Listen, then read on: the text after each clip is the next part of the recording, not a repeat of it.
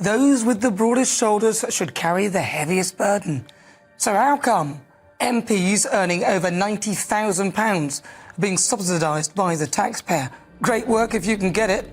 Work and Pensions Cabinet Minister Liz Kendall, the woman who axed the winter fuel payments for pensioners, lives more than comfortably in a £4 million London mansion. Starmer and his gang of hypocrites have been lying to all of us, and Nana Akua just exposed him on live TV. And to add insult to injury, Liz, who resides there with her husband, an ex-Etonian and an investment banker, is allowed to claim costs for the second property that she rents in her Leicester West constituency. And one of those costs is, you guessed it, for energy.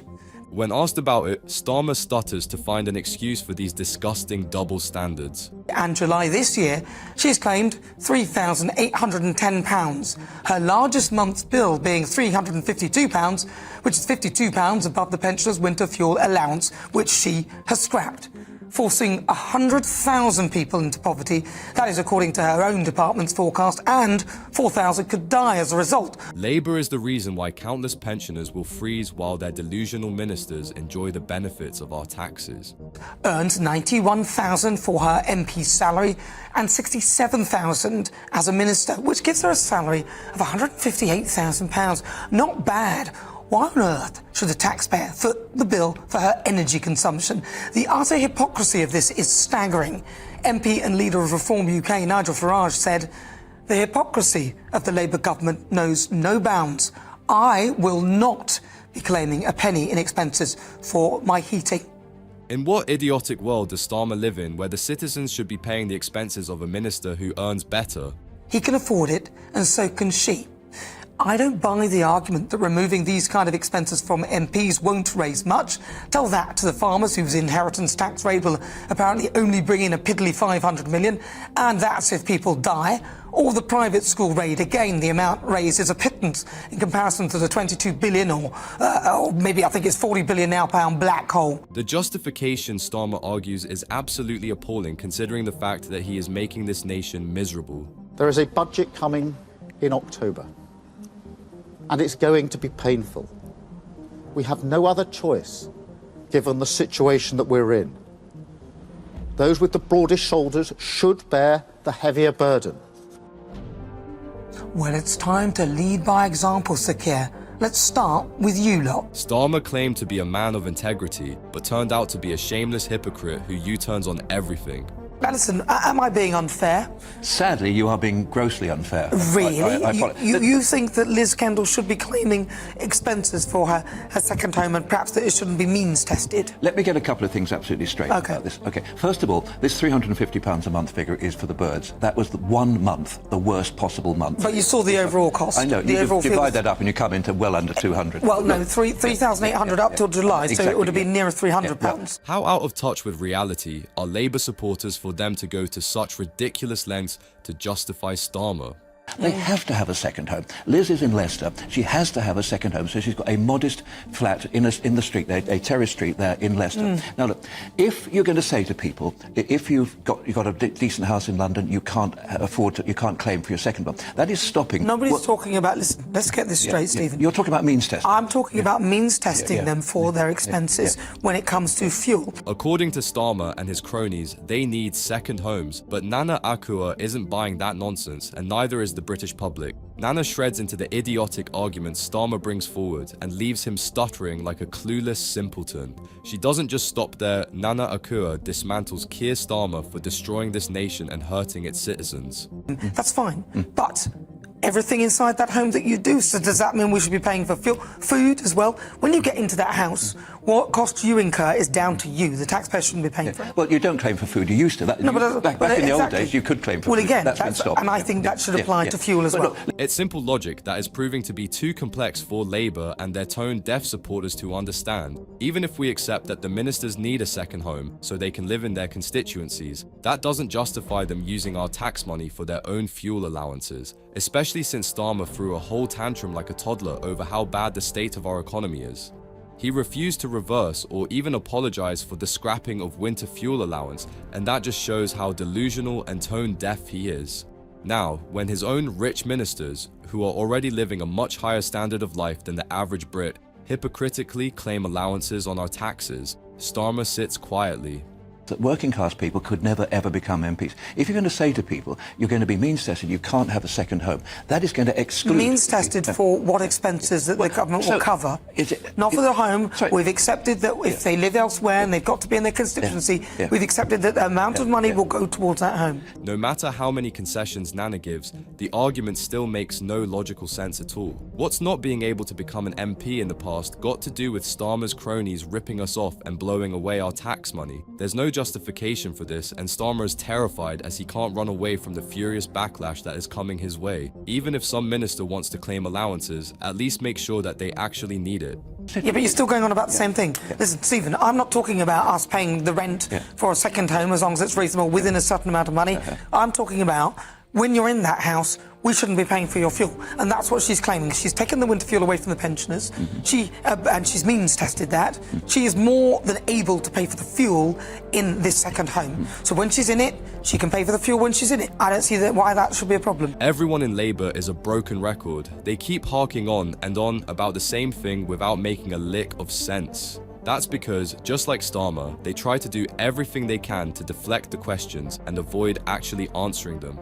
Unfortunately for them, Nana Akua isn't about to let them off the hook so easily, at least not without humiliating them in front of the entire country. If Labour is cruel enough to willingly freeze pensioners, they should be paying for their own fuel expenses for their second homes and whatnot.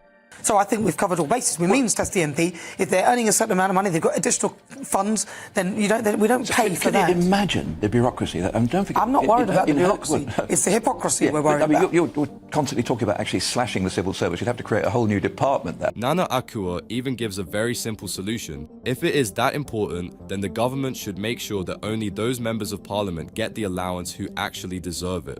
Now, some rich, out-of-touch idiot who thinks she can get away with making the life of our pensioners miserable. The immediate excuse that it will create a lot of bureaucracy is absolute nonsense. Nana shuts that stupid argument down right that instant. The problem is of hypocrisy above all, and Starmer has proved himself to be the biggest hypocrite. A member of Starmer's party tries to argue with Nana about it, and things turn into a heated fight very quickly.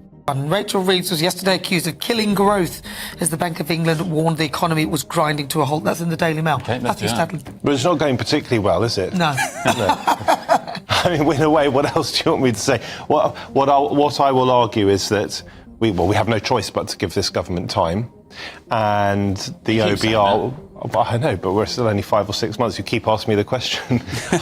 It's not just Starmer that's incompetent and utterly useless. The whole party is a bunch of children who have no idea what they're doing. Rachel Reeves, much like Starmer, has made nothing but blunders time and time again. She has single-handedly killed all potential growth in our economy, and things have gotten so bad that economists are fearing another market crash. What else did we expect from a chancellor like Rachel Reeves who lies on her CV? Her CV lying scandal is still going on, and Labour is in crisis mode trying to defend it.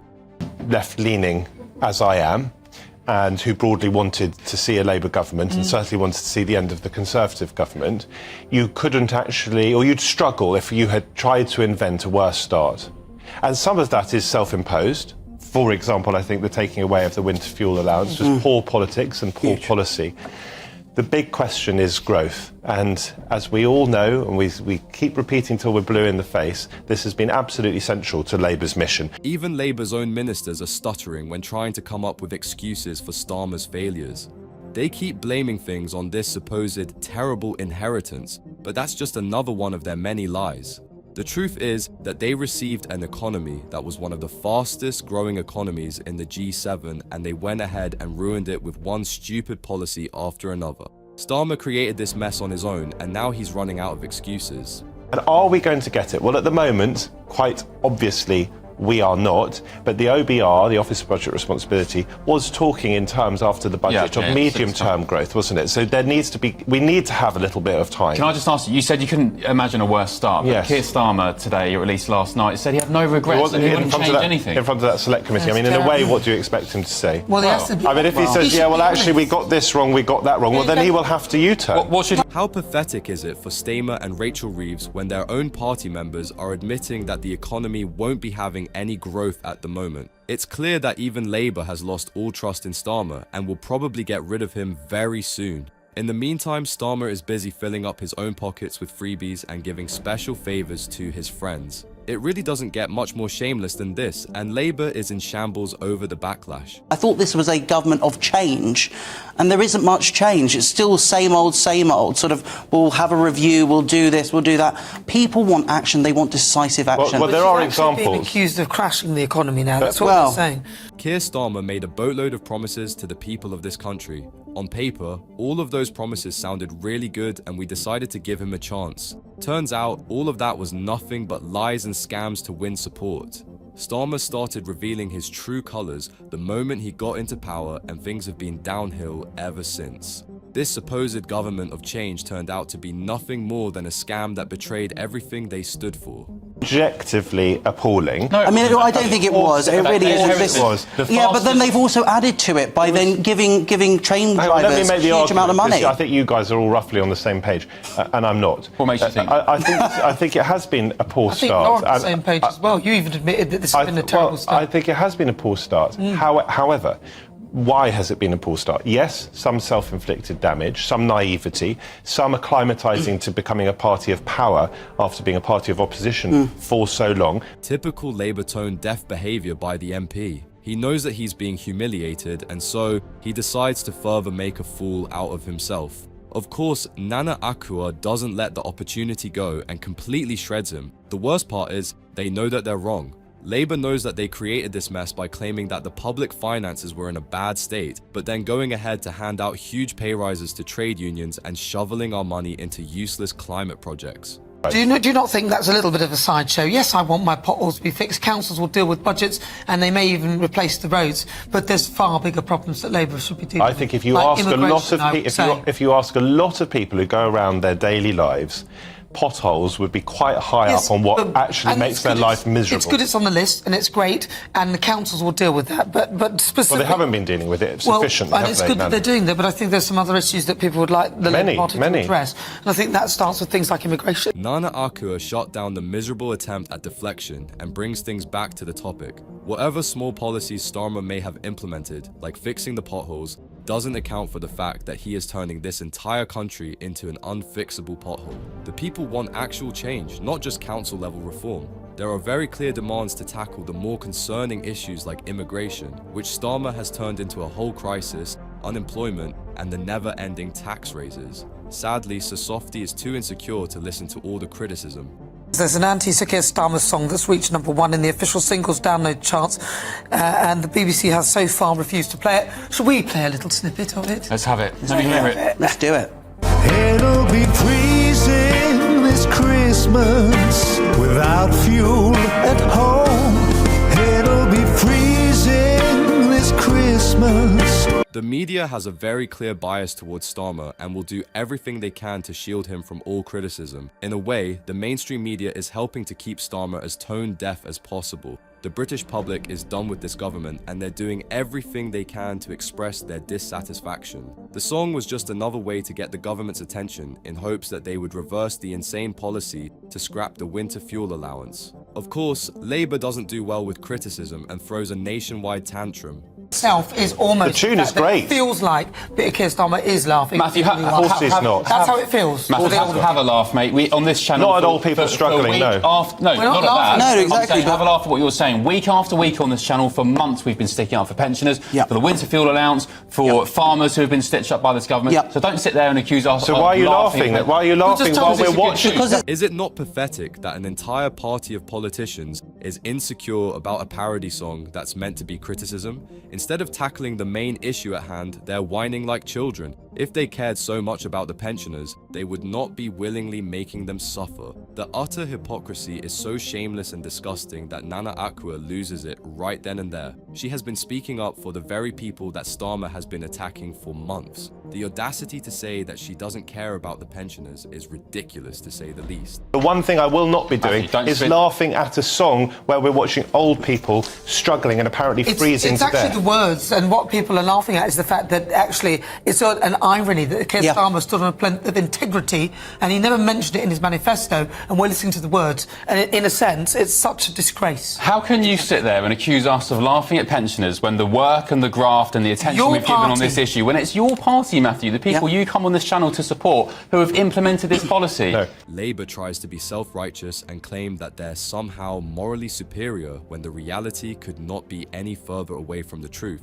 Sadly, this lot is so delusional that they're actually convinced that whatever they're doing is justified. No, really, Starmer thinks that everyone who disagrees with him is morally wrong. That's how out of touch with reality he is. Rather than stick up with vulnerable old people. Unbelievably disingenuous, actually, to be fair. I mean every word of it. No, you're being unbelievably disingenuous. You're entitled to your view. Behaving, and so are you. And the bottom line is this, right? The song itself points out an absolute irony of Keir Starmer's government, and that's what we're laughing at. We're not laughing at the pensioners, we're laughing at the fact that this man stood on a plinth of integrity, and then he did things that were not in his manifesto, and people probably voted for him. I don't think any of it is funny. I think none of it is funny. No, and Nana Akua slams the point home, and she's absolutely correct. Labour has been nothing but disingenuous about the whole matter. People are mad about the hypocrisy of Starmer and his gang, and they're simply pointing out the irony through the song. How can a government that claims to be helping the citizens scrap away essential benefits for the most vulnerable demographic in the country?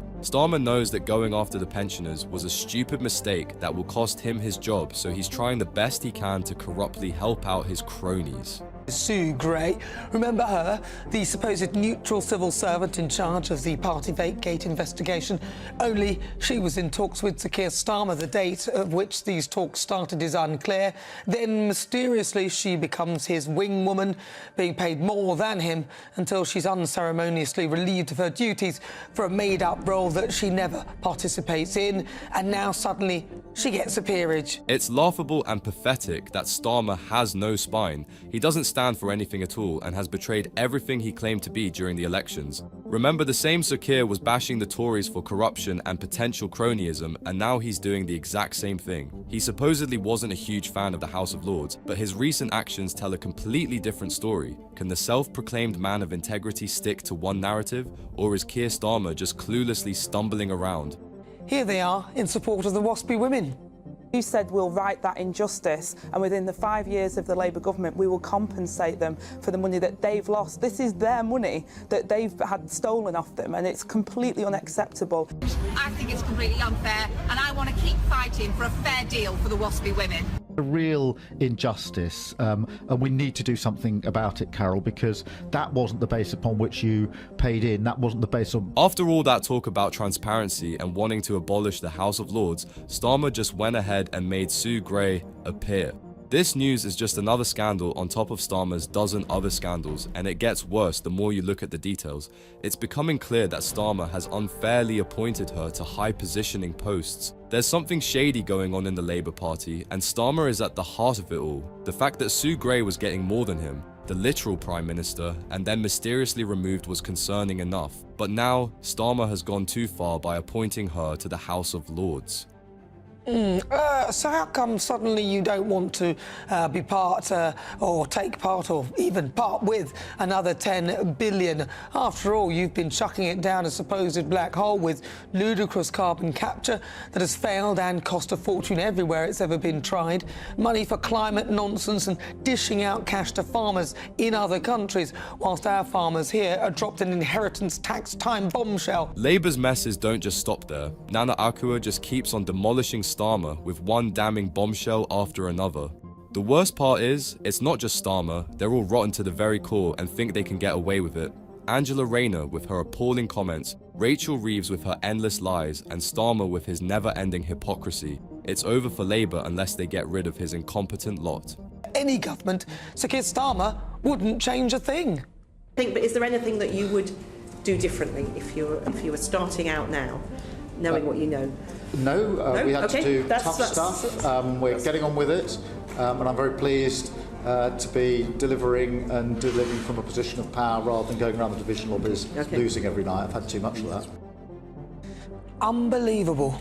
No contrition, no empathy. Starmer refuses to do right by the WASPy women, the freezing pensioners, the already suffering farmers, and the crumbling businesses in this nation. All the while, he's throwing away our money on useless climate change schemes and massive donations to foreign countries. Where are this man's priorities? Has he forgotten all the pledges he made during the elections?